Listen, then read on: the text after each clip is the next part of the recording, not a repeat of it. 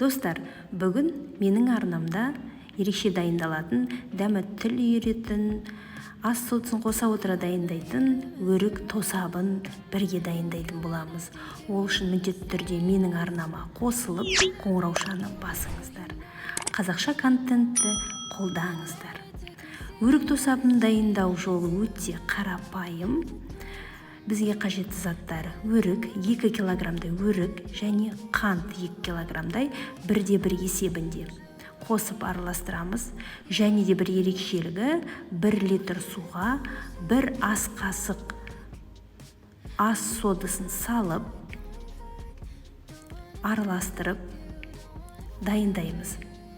Міндетті түрде ол жақсылап араласу керек.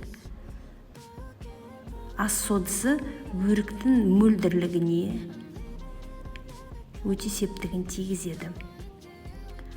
Және де қанты салынған өрікке 1 литр суды, ас содасы салынған суды құйып 2 сағатқа қойып қоямыз.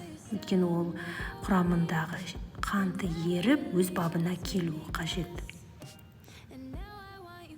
2 сағаттай тұнып тұрғаннан кейін қанты еріген бұл өрікті отқа қойып, астын ашып қайнатамыз.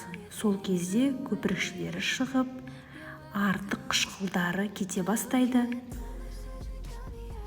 Сода міндетті түрде өзінің көмегін береді. Мына жерде қайнап, бір қайнады, үстіндегі көпіріктерді алып, қайтадан осы өрікті сүзіп аламыз, суынан бөлек, еріп кетпеу үшін.